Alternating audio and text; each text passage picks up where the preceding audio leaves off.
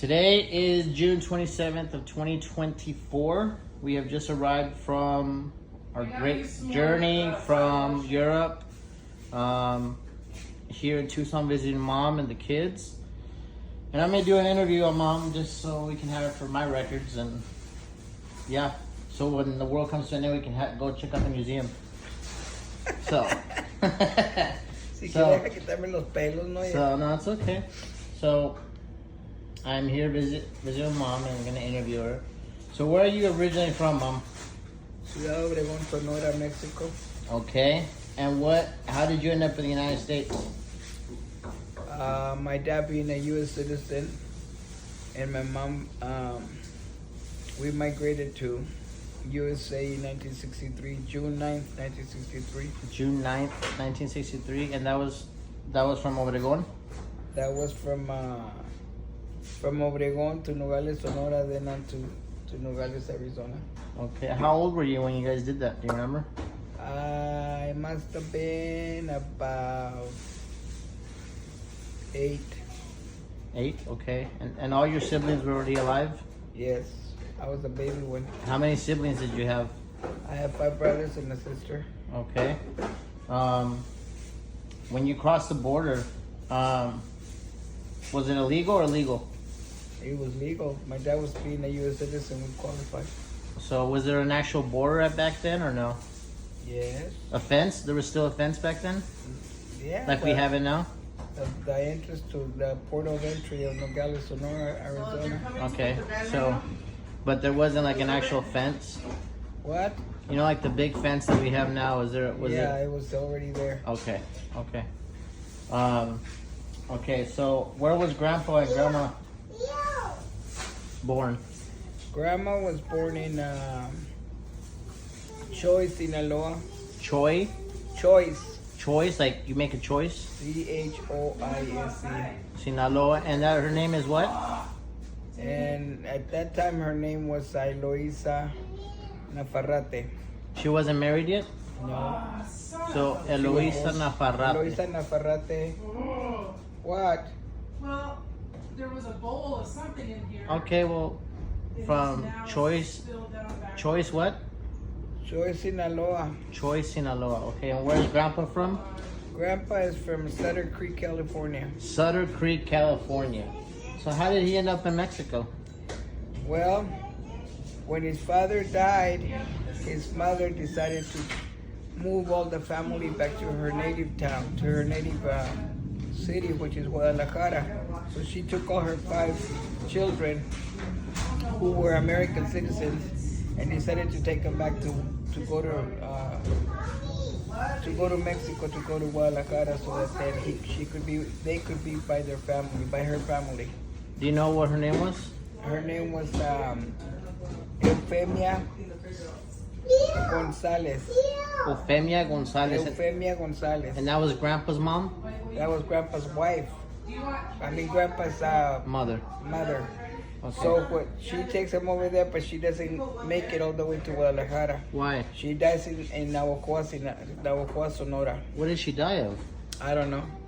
Wow. And then what was Grandpa? She probably must have died out of heartbroken. And she died of in Sonora, Navajoa, Sonora. Navajoa, Sonora. So all the kids were scattered. The first 2 of them were placed in an orphanage of nuns. And what were their names? And the oldest one was Maria Jesus. Last name? Moran Gonzalez. Okay. Manuelita Moran Gonzalez. Okay.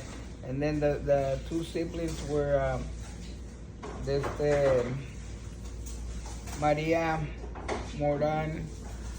Cecilia Moran Gonzalez. And then your grandpa was Leonardo Moran Gonzalez.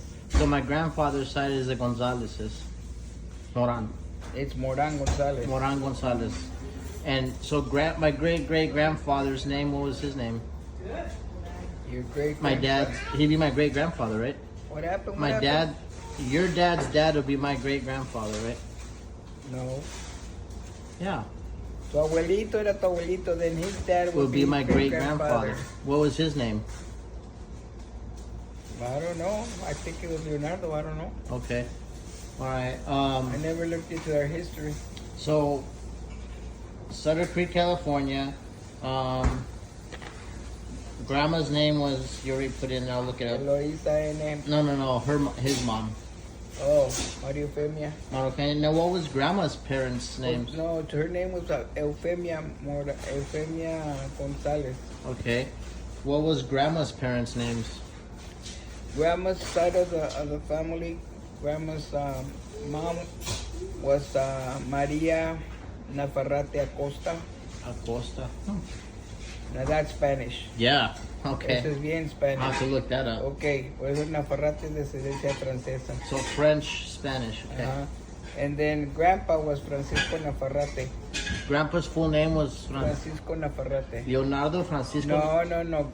Oh, Grandma's. Mom's Okay. grandma's side. So Francisco Nafarrate. Grandma's dad was Francisco Nafarrate. You guys should pay attention. This is the history of your life.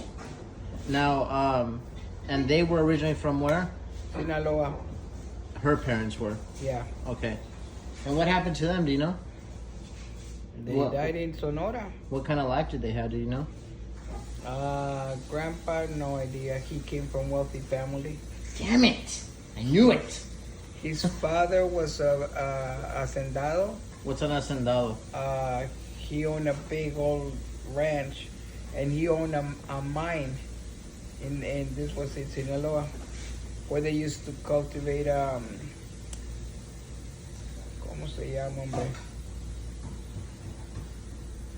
Oro. Okay. Entonces su papá, el abuelo Rafael, which is Grandpa's father Uh-huh.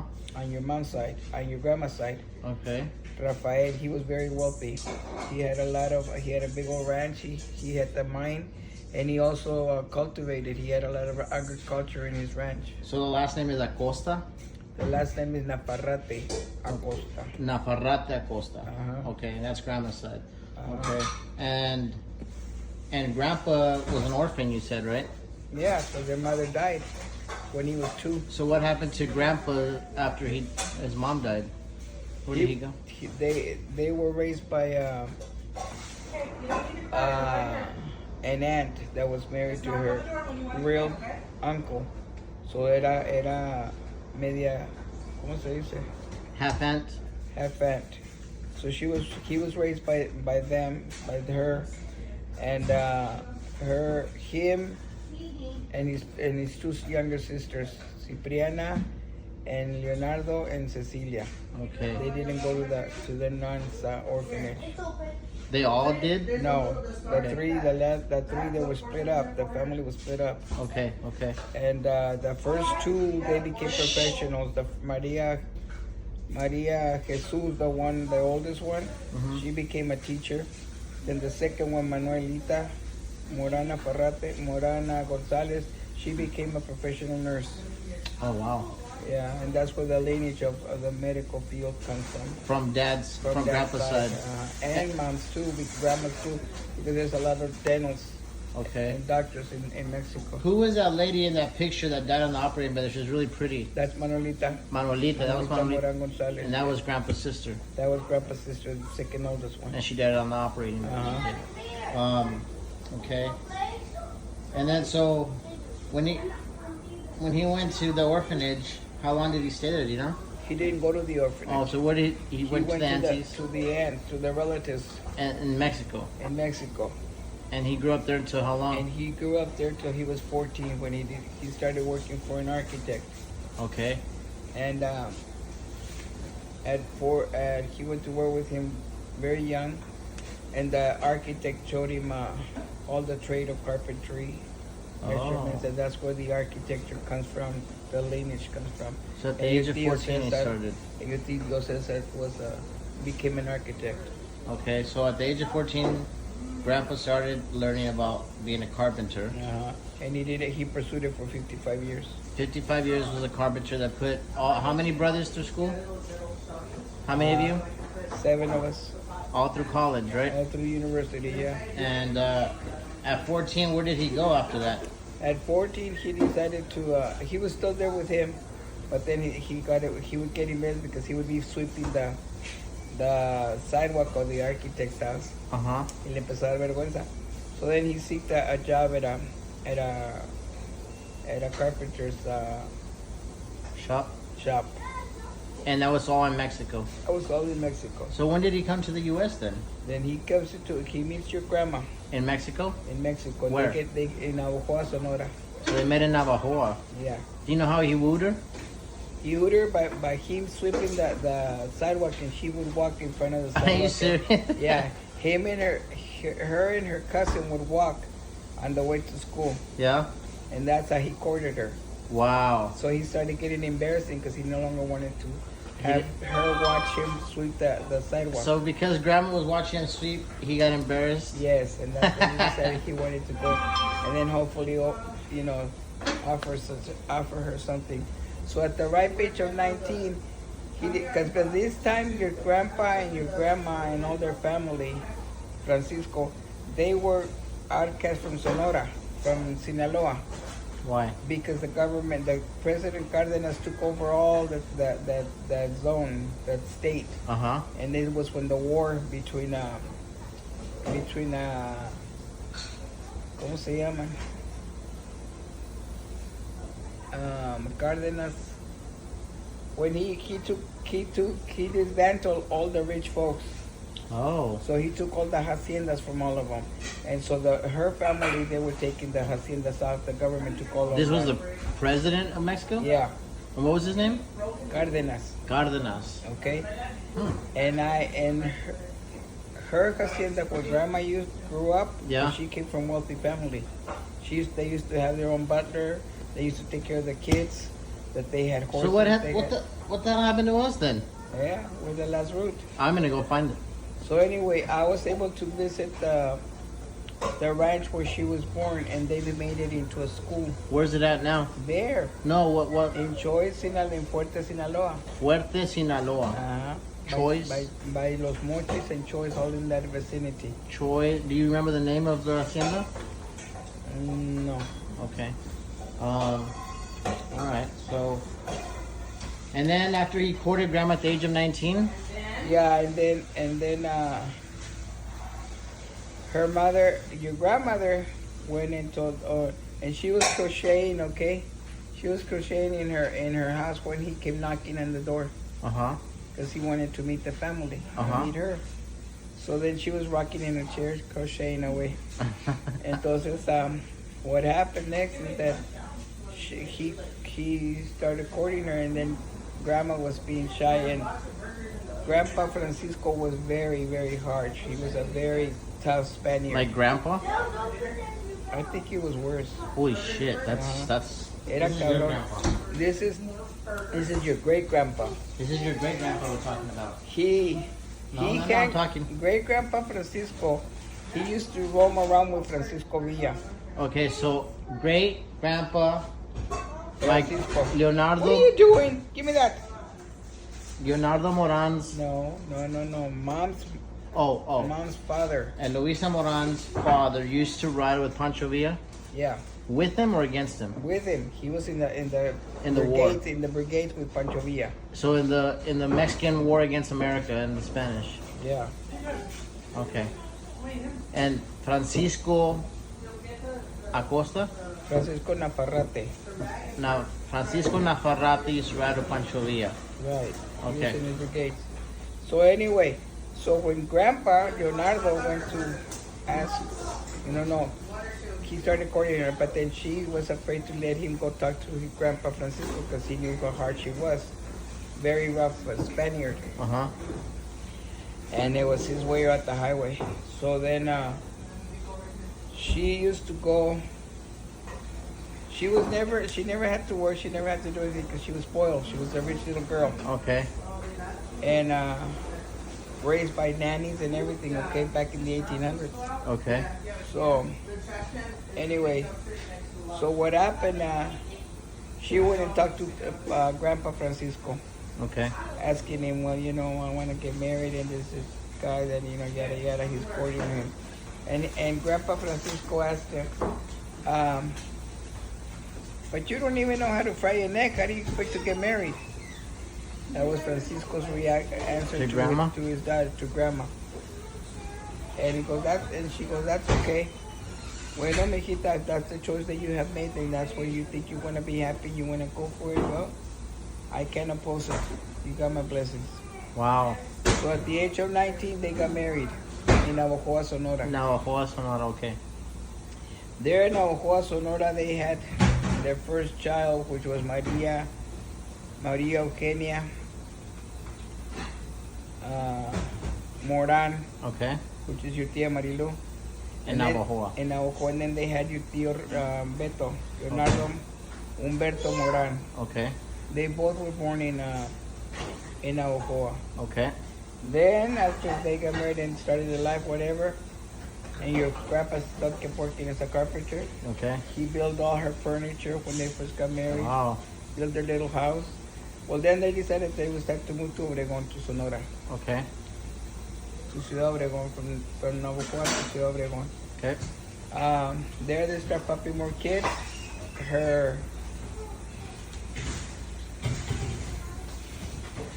Her fifth son is born deaf. And what's his name? It's Ramon Francisco Okay. Moran. So the Francisco name is very dominant in our family with the Yes. men. Okay. Okay? So he was born deaf. Okay. Then grandma finds out that your grandpa is a U.S. citizen. And in Mexico, they had already established their carpenter shop, and they were really escalating, so they didn't need any white to come to USA Right. for financial situation because they were established. Grandma also had a big old yard, a big old orchid of roses that she used to cultivate, Uh-huh. and she would send them to the open market to sell them on a morning basis. Okay. And Grandpa had the front part where they had the carpenter shop. It still sits in Obregón. The grandpa's carpenter shop? Yes, uh-huh. He owned it? He owned it, yeah. And who owns it now? He probably dead now. Tío Lencho, what's his name? No es el Lencho. Guayo. I don't know what the hell his name is. But he's dead already. Huh. I need to go search more. Anyway, so then she decides to find out. She finds out that Grandpa is a U.S. citizen after they got married, Mm-hmm. and she has her fifth child, but he's born deaf. Mm-hmm. So then she talks it over with Leonardo and tells him, Leonardo, I got news for you. Our son will not amount to anything in Mexico Mm-hmm. because there's no future for a deaf person here, and I don't want to die leaving him behind. Right. I'm protected. So you're going to go establish your citizenship in America, and you will take us to America. Boom. Not because we need it, because we're financially stable here in Mexico, but because there's no future for our son to get a full education. Mm-hmm. So Grandpa, being the way he was, shy and all, but he was in agreement with Mom. He traveled from Ciudad Obregón to Nogales How did he travel, by bus? by bus. But he was scared crap. He fixed up his little luggage and he left to Nogales. He went to talk to the immigration department right there, and if they would recognize his citizenship, because the aunt that raised him, she hid his birth certificate because the cousins that were not even related to him in full blood, Yeah. they wanted to keep his citizenship, but she saved it for him. Wow. And when he got married, se lo dio. Wow. Okay, so because of that political aunt of his, he came to America. Otherwise, they would have swapped that citizenship. So we would have all been born Mexicans. And you guys would all would have been born Mexican. Damn it. Okay. So anyway, so he comes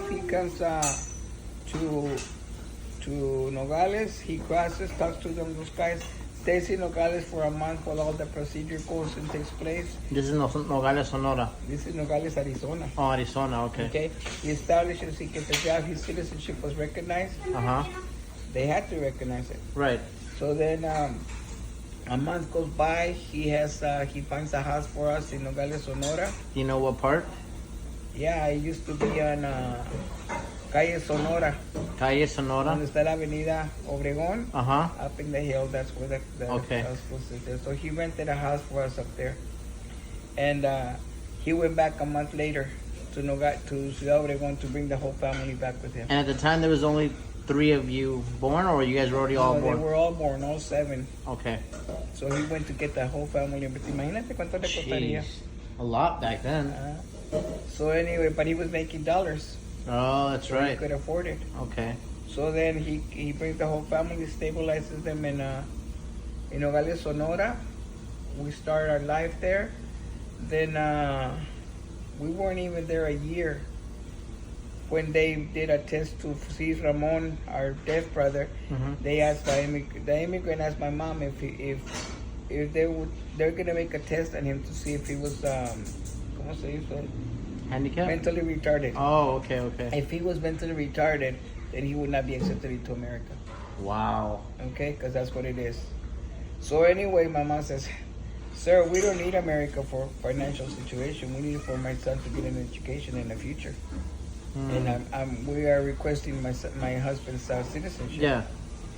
So they went in there. I still remember it was on June 9th, 1963 at 2:00 in the afternoon. Wow. Before that, we got there at noon, and they did the test on him, and the immigrant just started laughing because he put a puzzle in front of Panchito, boom, boom, boom, boom, in 2 seconds.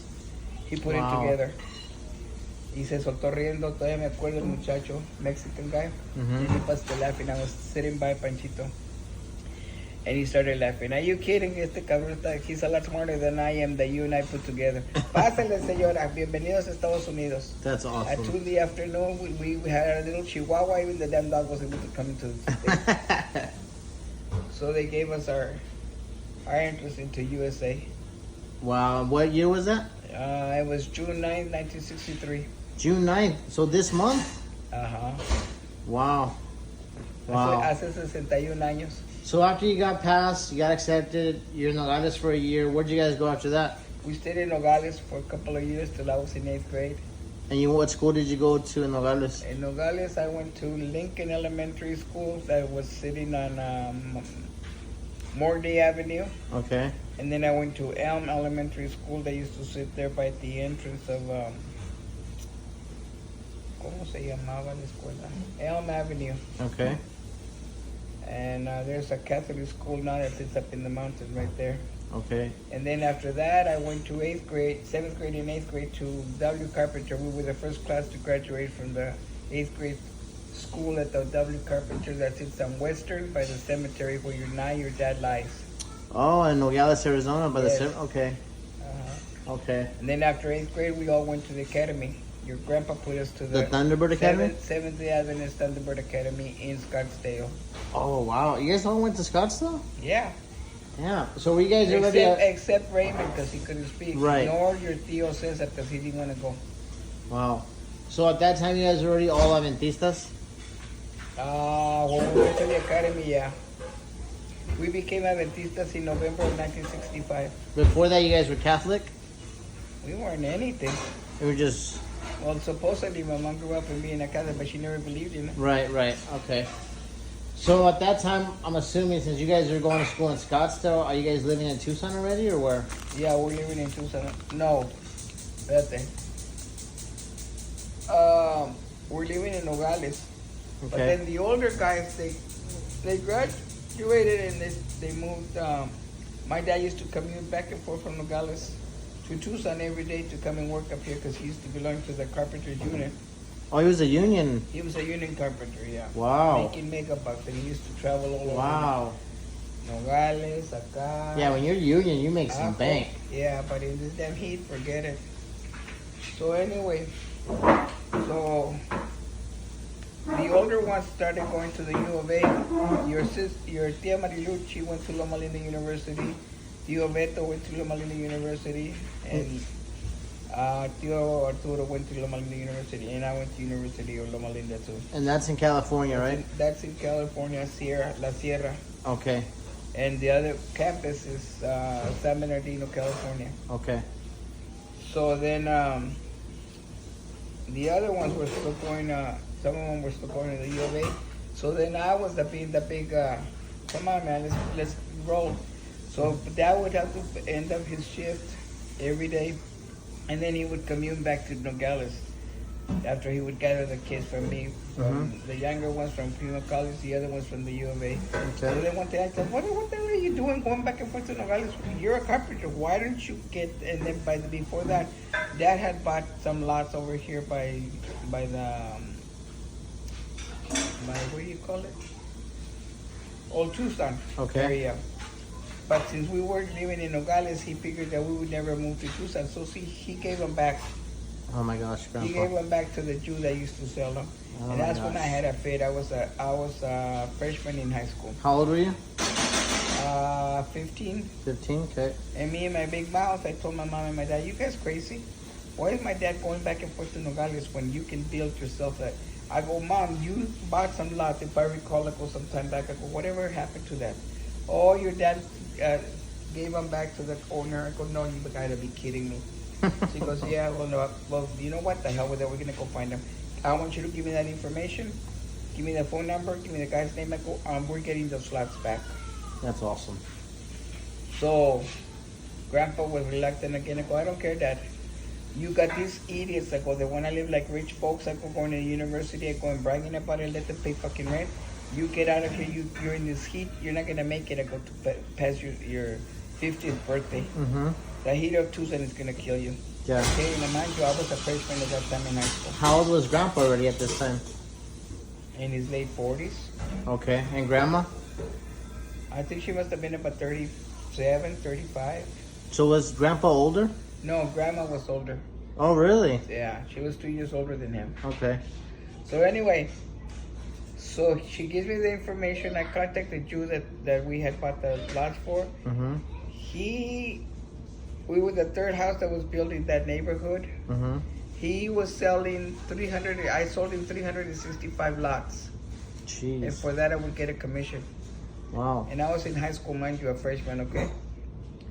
So then we got him back. I go, forget it. He got him for $1,000. We ended up paying $3,000 more. Wow. Because Dad wasn't thinking, okay? So then everybody goes, well, we're not going to go join you guys over there. That was Arturo and Rolando.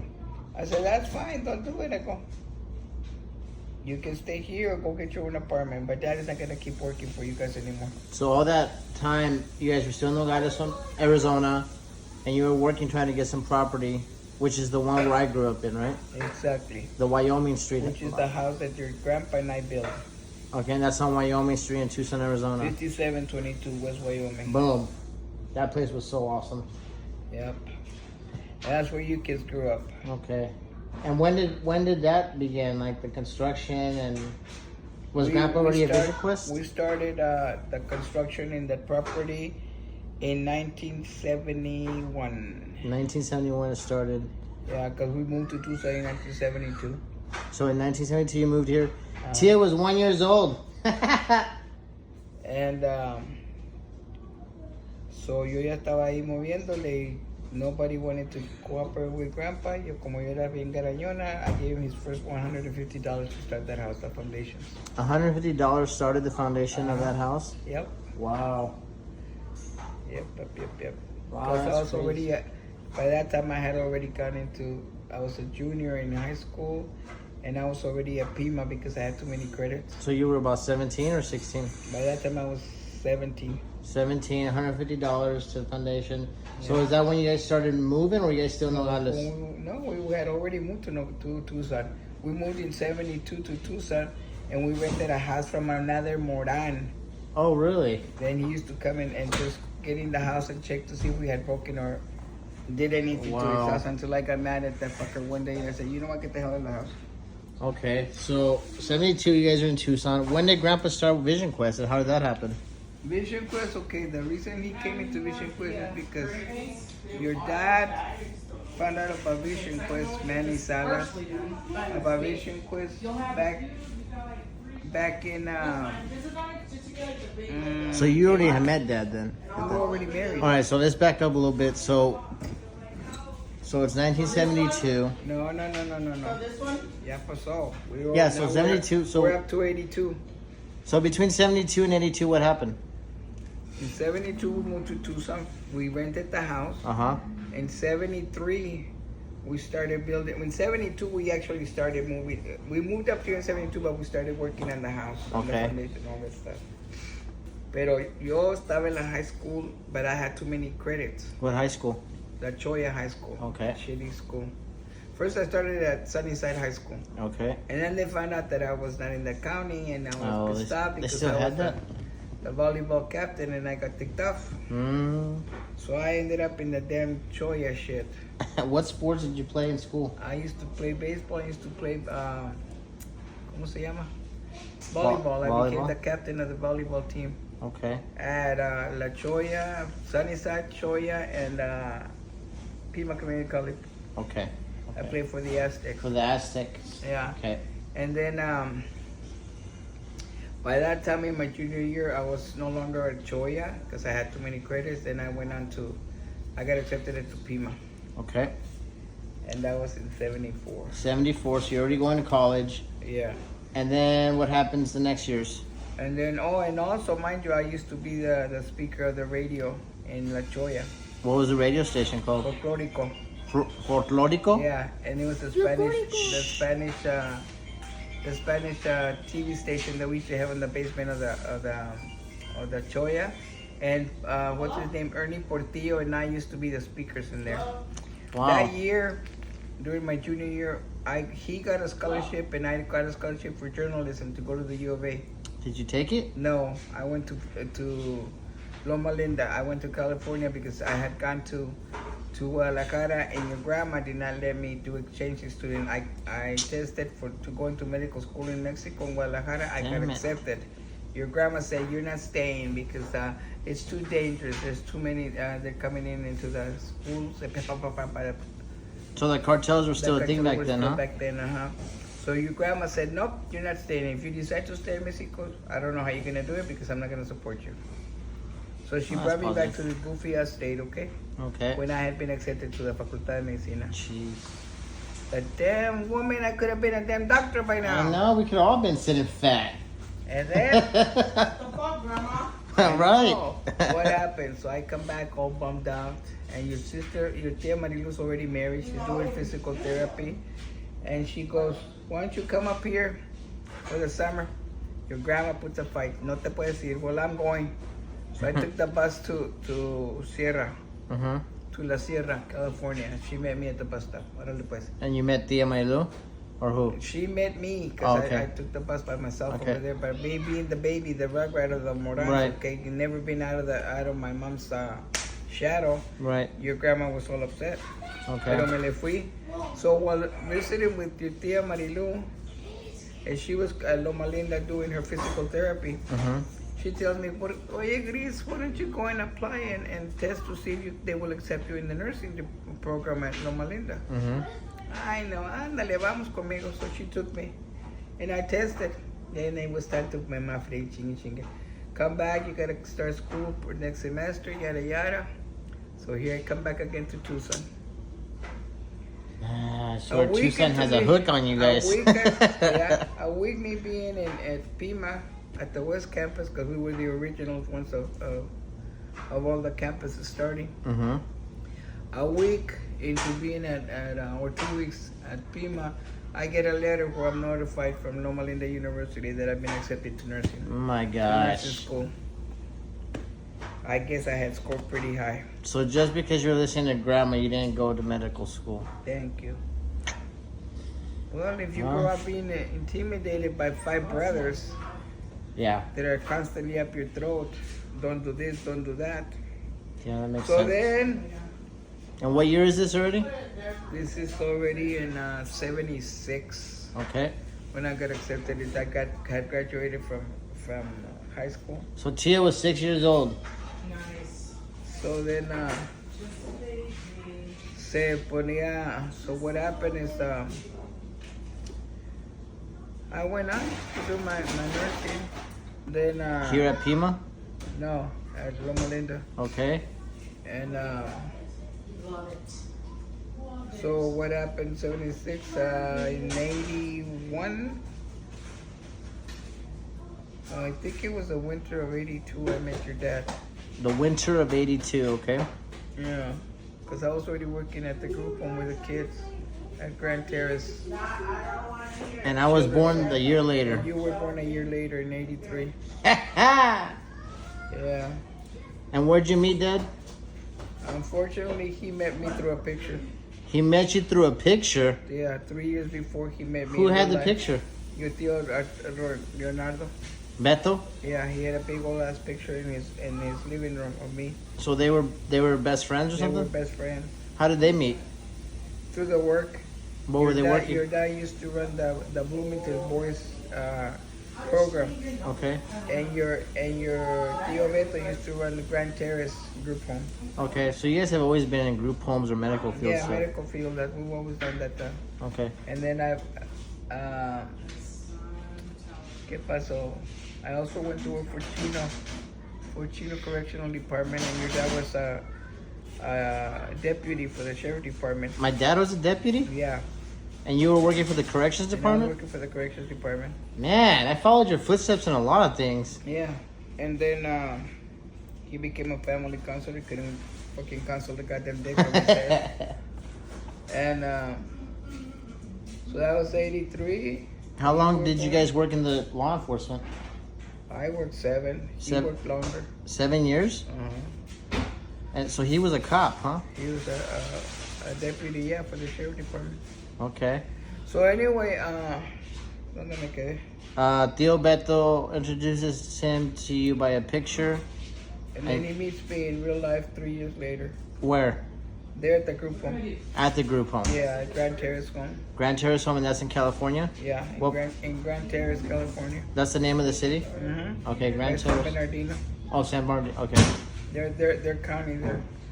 Back to that. So did he ask Grandpa for permission, or? No, are you kidding me? I was already up there in California by myself. I called my mom and told her I was gonna get married, and she was upset. Wait, you didn't even tell them? No? You just, I'm gonna get married. I'm getting married. Well, yeah, ya estaba harta with so much, Oppression. them being. Yeah. So you rebelled by getting married? Every bell my marriage, this fucking loser piece of shit of your dad. That's funny. Yeah. Okay. So anyway, so then two naces, and then I decided that I'm tired of California lifestyle because it was, early morning, go back to back, right. So then I said, you know what, I'm tired of this shit, I'm going home.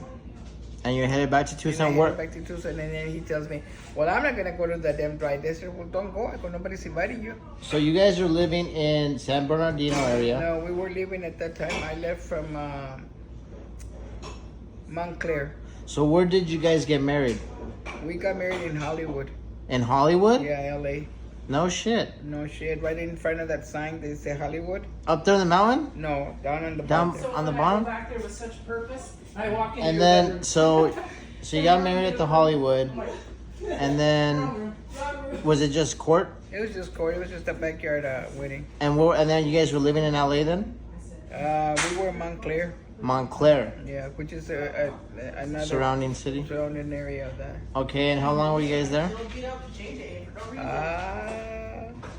I think about 2 years. Then I said, you know what? I've had enough of this shit. I'm going home. And you were pregnant with me. And I was pregnant with you. So at that time, I was born in Tucson, UMC, right? No, yeah, UMC, and then at the university. And you guys were living with Grandpa and Grandma? you guys- Your father wasn't here. He was in California. So when did he come down? So I left in the summer of '82. Okay. I said, ha, you stupid, sorry ass dog. So then he goes on a convention to represent the boys, Bloomington Boys program. Okay. He goes to Washington, D.C. While at Washington, D.C. at the conference, he meets Alberto, who's from Tucson, representing Vision Quest.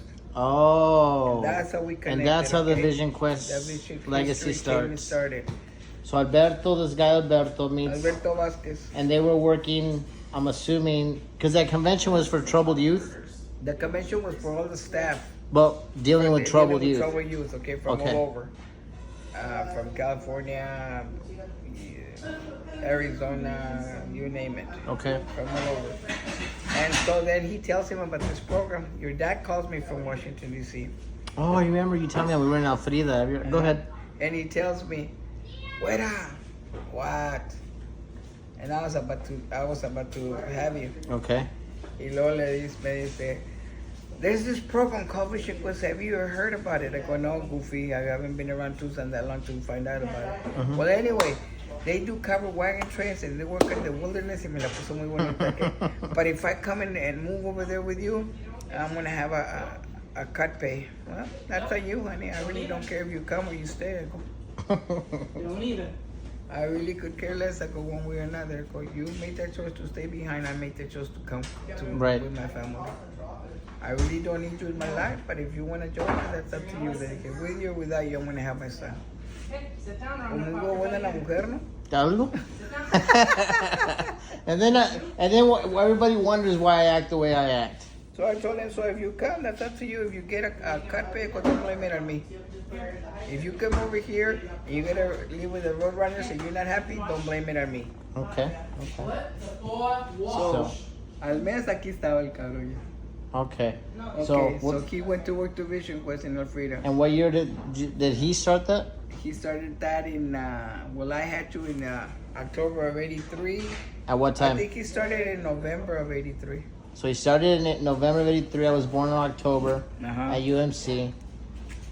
And then we'll take a break from here and then we'll go on. 3, 4, 1, 2, 3, 4. Y la So otra. today is July 1st of 2024, the second part of Mom's interview in her life. So we left off that you moved back to Tucson from Summer of 82. summer of '82. She was already pregnant with me. Dad was where? He was in West Covina, California. And you came down this way. I came back home to Tucson. And he stayed up there because he didn't want to come down. Right. And then he got called to DC He went on a convention to DC through the group home. to represent the group that he was working for, Okay. which was Grand Terrace Boys group home. Okay. So he went to represent them. While there at DC, he meets Alberto Vasquez, the representative for Vision Quest Mm-hmm. in Tucson Quest program in Highwood Run. And your dad got excited and wanted to pursue following that program, so he applied. He called me to see how I felt about it. I said, well, you're the one that's working in, I mean. Mm-hmm. So you say you didn't want to come to Tucson, so that's fine with me. I go do whatever you want to. Mm-hmm. So with that and that, but he says, I'm going to get a cut on my pay. Well, again, don't blame me if you get a cut in your pay. I go, because you want to move to Arizona. Mm-hmm. You say you didn't want to come, so suits me fine. Come or go, it doesn't matter. So 6 months later, he was already here in Tucson, working for Vision Quest, and he went to work at the boot camp, which is Elfrida camp, Okay. And okay. and he went as ¿cómo se llama? As a director for the Cuban grant, Okay. and And that he was in charge of the Cuban grant. What is that? the Cuban grant was where it's mostly adults. They were the grant that was barely starting when he started working, and it went in full bloom in '84 when we went to Cuba. Oh, you guys were in Cuba in '84. Yeah, in '84, because I got recruited to go work with the Cuban grant because Alberto asked your dad if he knew of anybody that did sign language, Mm-hmm. and so your dad didn't know anybody do that. But he knew that I do sign language, so he told him, well, the only person that I know that does that is my wife. She knows how to sign. What do you think she'd be interested in working with us and transferring or translating the curriculum for the Cuban grant? So what? So that was in 1984. That was in 1984. Did you guys actually go to Cuba? Yeah. So in '84, in spring of '84, we went to Cuba. What part of Cuba? Cuba, Just La Habana, the little okay. one. And actually, we went because we went to recruit the Cubans that Castro was making a deal between Oh, the USA. exiles, huh? The exiles. So all the scum from Cuba he sent to Tucson, to Wow. USA. So that was a pretty big meeting then, huh? Yeah. So then, ¿cómo se llama? They were transferred to Lexington, Kentucky? Kentucky. So I would travel a lot to Lexington, Kentucky to Oh. bring the Cubans back and forth. So how did that? So let's backtrack a bit, real quick. Hold that thought. So Dad took the job at Vision Quest, and how did he convince you? He went to talk to me because you and I, we were living on a farm that they loaned your father in McNeil, Arizona. So okay. So I had just had you, and your dad transferred us from Tucson to the farm there in McNeil. So it was McNeil, Arizona. Yeah, so it's on the way to Douglas. Okay, now, but you were living at Grandma's. And then your dad transferred. Then he took the job. He took the job. You were born. Okay, I was born, and then that's when Dad came to pick me and you up, Uh-huh. and then to the farm in McNeil, Arizona. Right. And then in '84, I got recruited into Vision Quest because of my being able to sign for the Cubans. Okay. So then your dad was it was the main thing that we were gonna go work with the Cubans who happened to be adults, and then we had the American side, which were minors. So Oh. we two different camps. Okay. So your dad got recruited to run the Cuban grant, and I was recruited to help him with the Cuban population as far as their education. Because Wow. I was bilingual and I could always do the sign language. So Okay. in essence, I was doing three things in one Yeah. because of my English, my Spanish, and the sign language. So having that into consideration, they sent your dad and I to Cuba to represent Vision Quest and bring that reinforcement between Castro and Yeah. USA. So we left, and then that summer they started coming. They started coming to Lexington, and we would get them. We would get them out of Lexington with 3 or 4 at a time. Okay. So I would fly to Lexington accompanied by a male staff because I could never travel with them alone. So they were. They were criminals. They were actually Criminals. adult criminals. Do you remember where in Lexington? Was it just a camp or the It name was of a it? prison, Oh, it was a prison. the actual prison in Lexington. Oh wow. So I was in and out of prisons a lot, Okay. especially because of my background, that I had been working for The corrections. the correctional department. Okay. So they took all that into consideration, and they felt that I could do the job, so they offered it to me. Okay.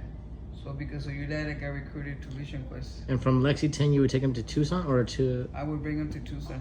Tucson. Then Tucson, they would go to To the Alfreda. boot camp, So they were also transferred, the more advanced ones that were ready to graduate, they would be transferred from here, from Tucson, to Bethlehem, Pennsylvania, where there's the other camp.